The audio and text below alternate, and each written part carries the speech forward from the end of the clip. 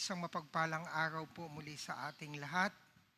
Again, may I remind us that this is the day that the Lord has made and we should rejoice and are glad in it.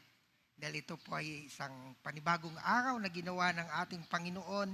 Ito po ay puno muli ng kanyang biyaya, kanyang pagpapala, ng kanyang grasya. So there is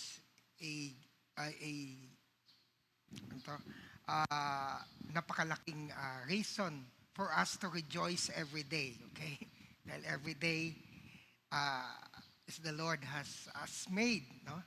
Kaya dahil ang ating Panginoon ay tapat sa kanyang sa atin at kaya nga ang bawat araw na kanyang ginawa ay puno ng biyaya at pagpapala. Sa ating ebanghelyo, yung isang verse po ang medyo naging highlight at napansin natin. Ito ay sa verse 30.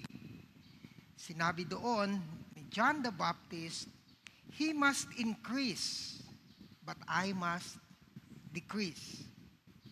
Kinakailangan siya ang maging dakila at ako na may maging mababa.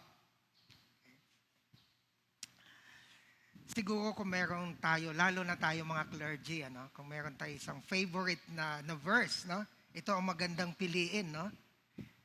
He must increase, but I must decrease. Pero kung titingnan natin, kadalasan, pag nabasa natin ang verse na ito, marami sa atin ang nakafocus on about decreasing ourselves. Okay? Sinasabi na, paano ba ako maging mababa? Paano ba ako magpapakumbaba? Paano ba ako ba i-deny ang aking sarili? No?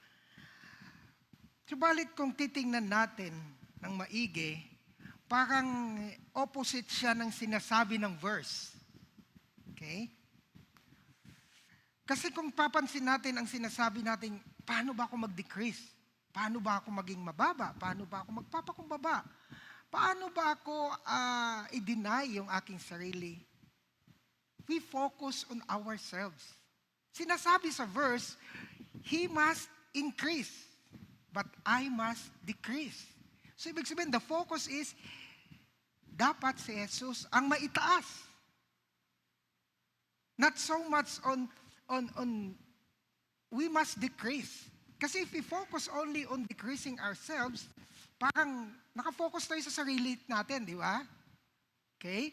Balikan natin yung sinabi ni John. Okay? Yung verse 26 up to verse 30. Basahin ko lang. "And they came to John and said to him, 'Rabbi, he who was with you beyond the Jordan,'" speaking of Jesus, "'to whom you have testified, behold, he is baptizing and all are coming to him.' John answered and said, 'A man can receive nothing unless it has been given him from heaven. You yourselves are my witnesses that I said, I am not the Christ, but I have been sent ahead of him. He who has the bride is the bridegroom. But the friend of the bridegroom who stands and hears him rejoices greatly because of the bridegroom's voice. So this joy of mine has been made full." At ito yung sinabi niya, "He must increase, but I must decrease." So makita mo yung attitude ni John is really on the decreasing himself. Okay? But mapansin natin, hindi din yun yung focus niya.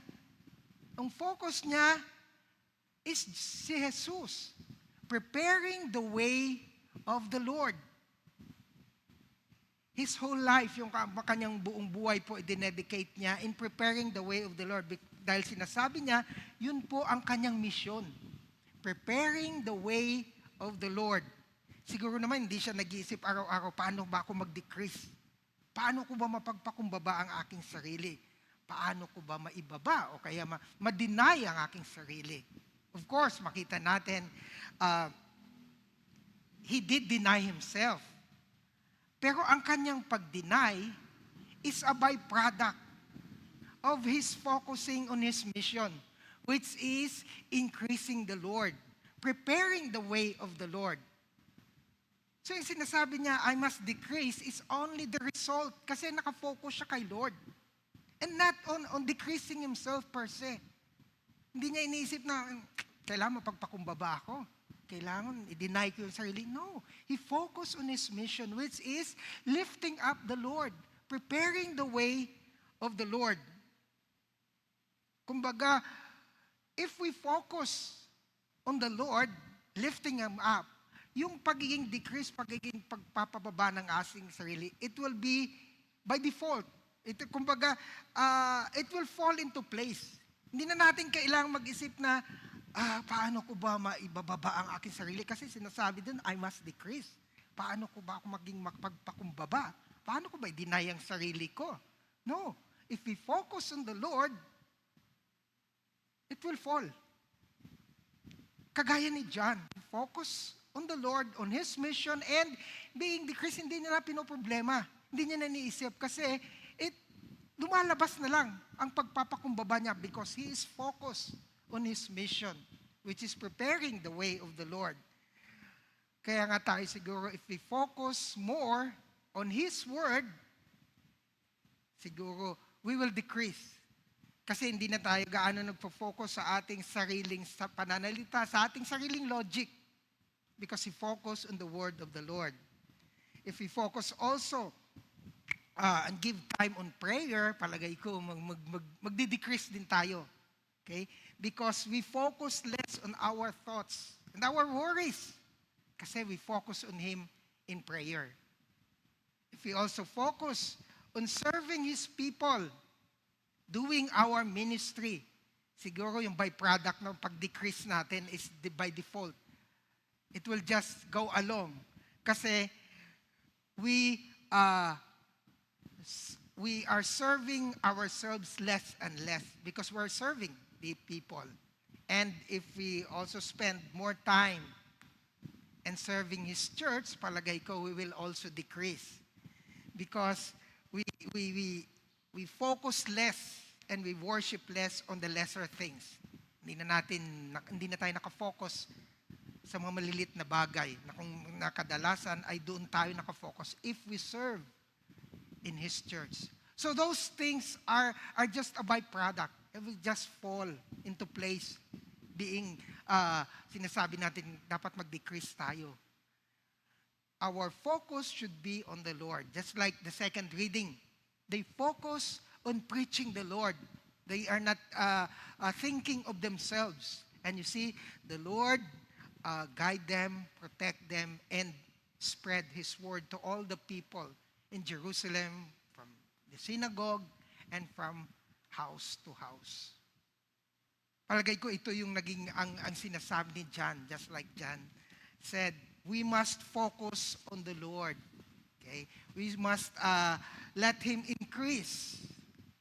And along the way, by default, tayo rin ay magdi-decrease. Tayo rin ay magiging attitude natin is an attitude of being humble ourselves, denying ourselves, because we focus only on the Lord and not and lesser on ourselves.